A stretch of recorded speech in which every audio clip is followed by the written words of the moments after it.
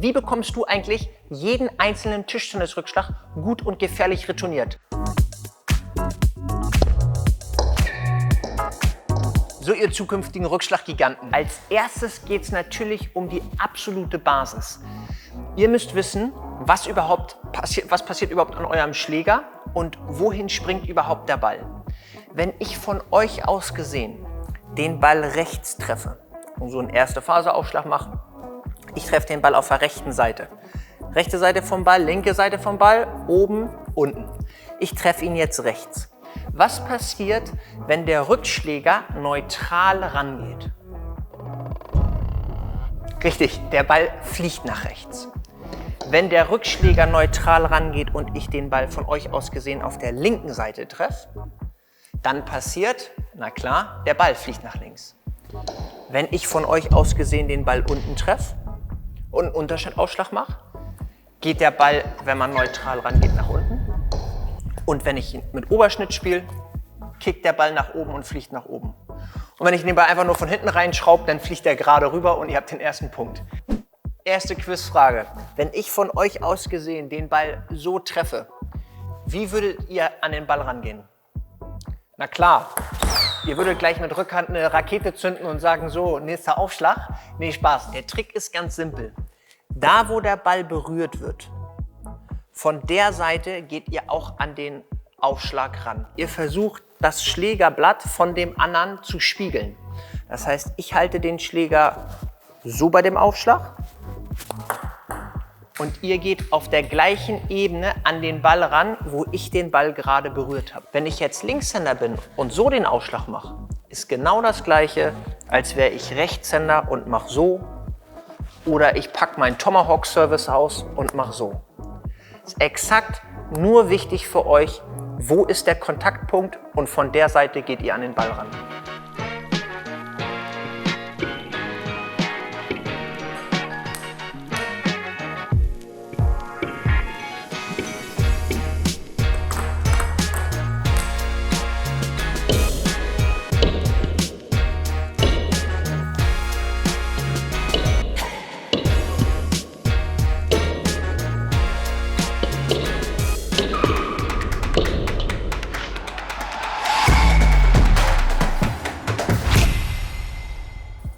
Leute, es gibt noch eine kleine Einschränkung, weil was ist denn zum Beispiel hier mit dieser Schwimmbad-Variante?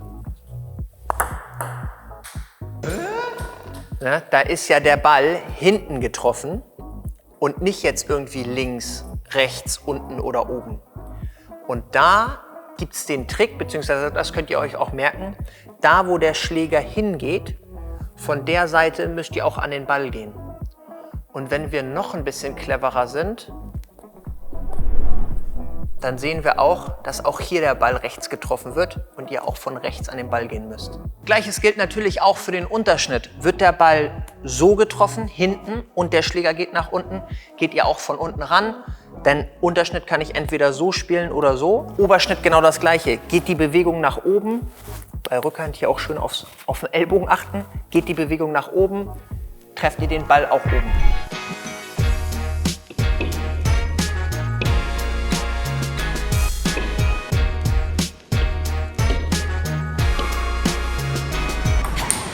Hallo. So, liebe Tischtennisfreunde, so eine Rückschläge zum Mond, die gehören ab sofort der Vergangenheit an, denn wir kümmern uns heute darum, wie du jeden einzelnen Tischtennisrückschlag auf den Tisch bekommst. Wir sind hier im Cholle Headquarter und kümmern uns darum, bleibt am Ball und jetzt geht's rund. Jetzt haben wir geklärt, von welchen Seiten ihr an den Ball rangehen müsst, um einen guten Rückschlag zu spielen. Für euch ist es jetzt wichtig, dass ihr eine gute Vorbereitung habt und alles startet da mit der Grundstellung. Wir stehen tief, haben ungefähr so eine Armlänge Abstand vom Tisch. Schlägerkopf zeigt nach vorne, Gewicht ist leicht vorne und so können wir aktiv in alle möglichen Schläge reingehen. Wir können nach vorne gehen und beispielsweise hier einen Unterschnittball spielen. Wir können mit Rückhand rangehen und hier einen Ball spielen und wir könnten auch aktiv das ganze Spiel gestalten. Passend dazu ist es natürlich auch wichtig, dass wir nicht nur wie Champions am Tisch stehen und den Schlägerwinkel richtig halten, sondern dass wir auch in dieser Richtung eine aktive Bewegung machen.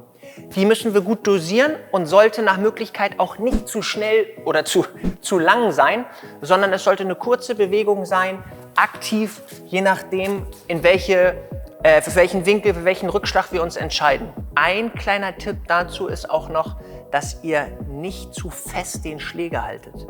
Denn das ist häufig ein Fehler, den ich sehe, dass Leute den Schläger halten, als würden sie entweder ihrem Erzfeind die Hand drücken und wirklich sehr autoritär wirken wollen. Wenn ihr den Schläger festhaltet und der Spin geht in den Schläger rein, dann katapultiert der von dieser Betonwand in alle möglichen Richtungen. Ihr haltet vielleicht den Schläger richtig, aber trotzdem ist extrem viel Tempo drin, weil das ein harter Aufspringpunkt ist, bam, und der Ball dann richtig rauskatapultiert.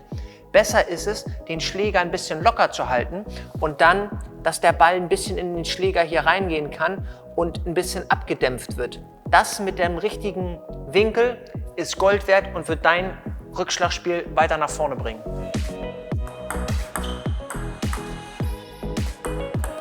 So, Freunde der Sonne, wir müssen noch klären, wann ihr überhaupt den Ball annehmt. In der aufsteigenden Phase, am höchsten Punkt oder wenn der Ball fällt. Früher wurde beigebracht, Jungs, lasst den Ball fallen, bis zum Boden, noch weiter und dann säbelt da mal richtig durch, dass der Ball Schnitt verloren hat und ihr euren eigenen Schnitt produziert. Dieses Prinzip, den Ball fallen zu lassen bis zum Boden, das machen wir im modernen Tischtennis auch nicht mehr. Was wir machen ist, wir entscheiden uns. Und zwar, na klar, wenn wir den Ball früh nehmen, hat das einen großen Vorteil, denn wir können schnell den Rückschlag spielen, wir können einen guten Schnitt noch mit reingeben, aber das ist auch sehr fehleranfällig. Fürs Kurzlegen ist das sehr wichtig, aber ich würde euch generell vorschlagen, je nachdem auf was für ein Level ihr seid, lasst den Ball kommen, lasst ihn vielleicht auch mal minimal fallen, wenn ihr Probleme habt mit dem Rückschlag und geht dann und schiebt den Ball lang an in die Ecke, wo ihr das haben wollt.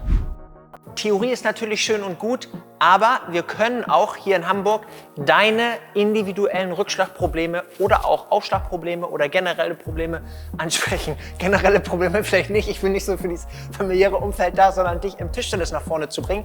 Und das kriegen wir hier auf jeden Fall hin. Wir haben Lehrgänge, wir haben Einzeltrainings, wir haben Gruppentrainings und gemeinsam mit Kameras analysieren wir dein individuelles Spiel und bringen dich weiter nach vorne. So, es ist alles vorbereitet, der Gegner steht drüben, ihr steht perfekt ihr habt keinen Ball in der Hand, es steht ja 0-0 und der andere hat Aufschlag. Ihr seid fokussiert, jetzt wirft der andere den Ball hoch, Aufschlag kommt und ihr denkt, um Gottes Willen, warte mal, in Simons Video, der hat gesagt, rechts treffen. Was ist denn, wenn der links trifft?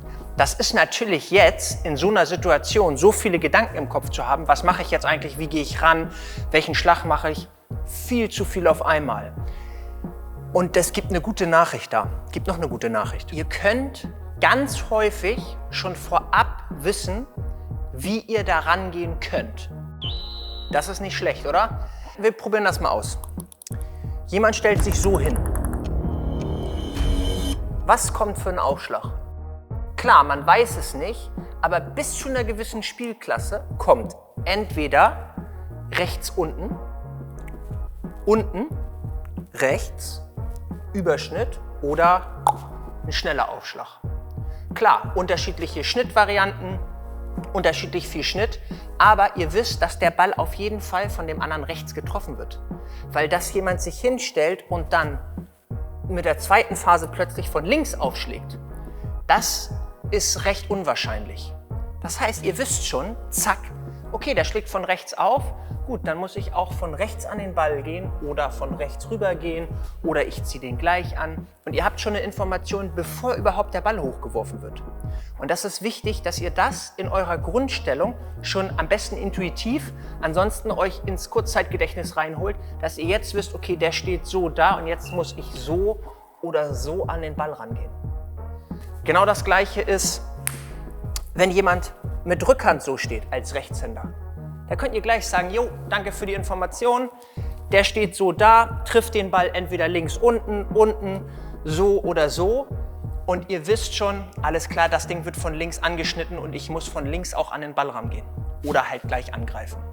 Das sind richtig schöne Informationen, die wir wissen, bevor überhaupt irgendwas losgeht. Und dass ihr jetzt gegen jemanden spielt, der so steht und dann den Ball hochwirft und dann einmal so reinsäbelt und einmal so reinsäbelt, da kenne ich persönlich nur eine, die das macht und vermutlich spielt ihr nicht gegen die und ich auch nicht. Nächstes Beispiel. Wir haben Linkshänder, der Kollege steht so. Danke Kollege für die Information, Ball wird so getroffen. Wir haben Rechtshänder, der steht so für einen Tomahawk-Aufschlag.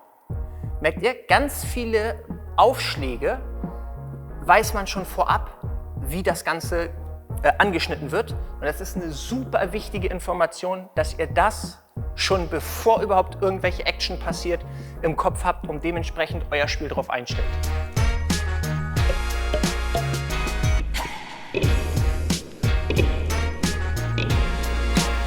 Es ist natürlich wichtig, dass ihr variabel spielt.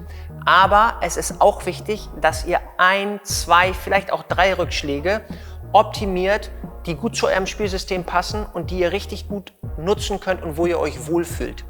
Spielt das und macht nicht zu viel durcheinander. Nicht Rückhandflip, Vorhandschupf, Rückhandschupf, Vorhandflip und ihr habt 4 verschiedene Aufschläge, 4 verschiedene Rückschläge und habt alles durcheinander gespielt. Konzentriert euch auf 1, 2 Sachen, perfektioniert die und setzt die dann variabel ein. Beispielsweise, ihr sagt, ihr seid gut mit Vorhand und fühlt euch da wohler, dann stellt euch schon so hin, dass ihr ein bisschen mehr mit Vorhand abdecken könnt und dann spielt ihr den Vorhandschupf mal tief in die Rückhand, mal tief in die Vorhand, vielleicht sogar auch mal kurz, mal auf den Wechselpunkt und bleibt dann dabei und versucht das zu perfektionieren. So Freunde, wir haben jetzt geklärt, wie ihr den Aufschlag annehmt und wie ihr da richtig rangeht. Die goldene Frage ist, wie viel Schnitt ist eigentlich im Aufschlag? Das ist natürlich extrem wichtig zu wissen. Wir haben ein neues Video drüber gedreht, Thema Flugkurve, Thema Gehör, Thema Unterarmbeschleunigung, Handgelenksbeschleunigung. Es ist randvoll, freut euch drauf, abonniert den Kanal, lasst ein Like da und wir sehen uns. Haut rein!